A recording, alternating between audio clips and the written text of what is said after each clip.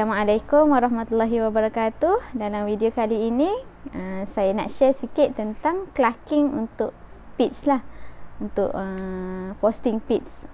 So boleh digunakan untuk medical student dan juga HO. Contoh yang tajuk kali ni kita nak bincang pasal SOB, shortness of breath lah. Kita akan tanya patient SOB tu start bila, bila masuk ward. Contohnya masuk ward semalam, SOB tu berapa hari dah. Biasa kita tanya, akak kenapa nak masuk ward ni? Sebab sesak nafas lah. Okey, berapa hari sesak nafas? Oh, semalam pagi contohnya. Pagi tu nampak dia lelah lah, nampak dia sesak nafas, and then kita terus pergi kecemasan. So boleh cakap lah SOB dia sehari, selain sesak nafas, datang sebab apa lagi? Apa lagi yang dia ada selain sesak nafas? Kalau dia tak tahu nak jawab apa, kita guide lah, nak suruh dia jawab kan. Macam ada batuk ke, ada sesama ke, berapa hari, lepas tu ada demam. Sebab kita nak rule out our differential diagnosis lah. Untuk budak-budak biasanya kalau datang dengan SOB, boleh jadi bronchial asthma, boleh jadi bronchiolitis, biasanya umur setahun yang awal-awal lah, bronchiolitis ataupun pneumonia, dan boleh juga croup, pertussis, diphtheria, dan last kali boleh juga kita rule out heart disease lah. So SOB berapa hari, cough ada tak, runny nose, lepas tu fever, and then kita tanya systemic review. Macam mana, ada muntah ke, ataupun kencing okey ke, makan okey tak.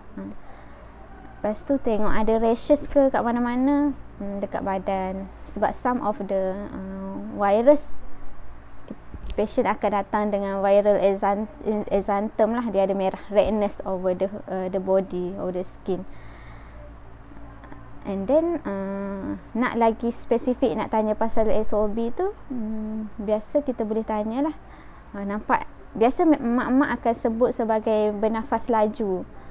And kalau batuk, kita boleh lagi detail tanya, batuk tu ada barking cough ke, macam nak rule out croup, ada tak batuk-batuk sampai macam anjing menyalak, macam sakit tekak sangat, batuk yang panjang sampai 10 saat, ataupun batuk nak tahu severe sangat ke tak, batuk sampai biru ataupun pink, muka dia jadi pink. Kalau biru, cyanosis, kita boleh tanyalah, yang tu kita tulis sebagai bluish discoloration. Kalau dia pink sampai merah muka tu, facial congestion lah.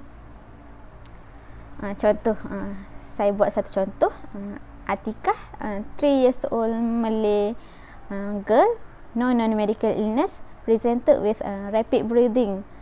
Kalau orang dewasa kita panggil SOB sebab dia cakap yang dia susah nafas. Kalau budak biasanya rapid breathing lah, presented with a rapid breathing for 1 day, while playing ataupun while during rest. Lepas tu ataupun dah 2 hari, lepas tu worsening today, associated with a cough, a runny nose. For the cough, it is productive, unsure color of sputum, associated with fever lah, fever for 2 days. And then patient noted to be lethargic, less active by mother, 1 day, with poor oral intake.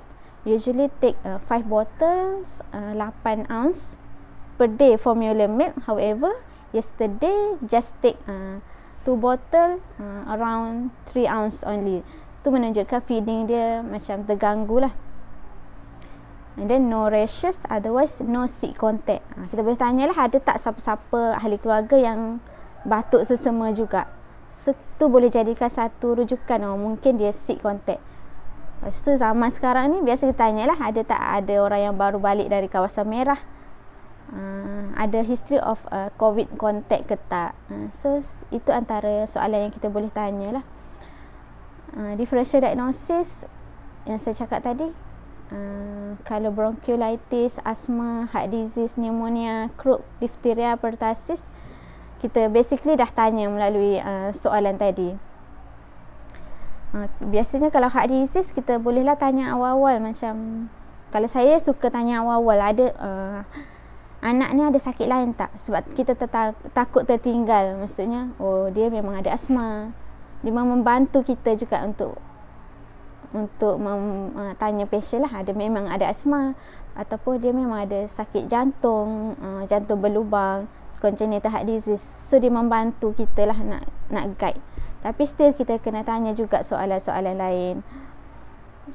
Okay, sekali lagi saya ulang, differential diagnosis of rapid breathing in PIDS adalah asma, bronchiolitis, pneumonia, croup, diphtheria, pertussis dan juga heart disease. Heart disease biasa kalau kita boleh tanya, kalau dia menyusu okey tak? Ke dia perlu macam 2-3 kali sedut tu dia dah muka jadi biru, ada cyanosis. Tu indication of salah satu indication yang patient ada heart disease. Tu kita panggil term dia interrupted feeding. Dan kita tengoklah dia punya badan mungkin umur dah 3 tahun tapi badan macam development tu macam baru umur setahun, kurus.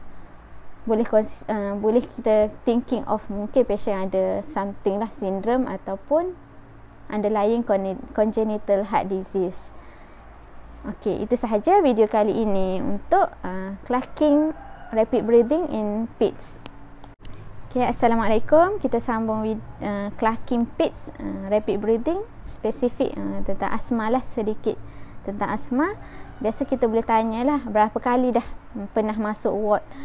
Contoh kalau budak umur 7 tahun, dah mungkin mak dia cakap setiap tahun mesti masuk ward 2-3 kali. So kita boleh mungkin thinking yang patient memang asma lah. Dan kita pernah masuk ICU ke history of intubation sebelum ni. Sebabnya tu indicate yang boleh jadi macam asma dia pernah jadi teruk.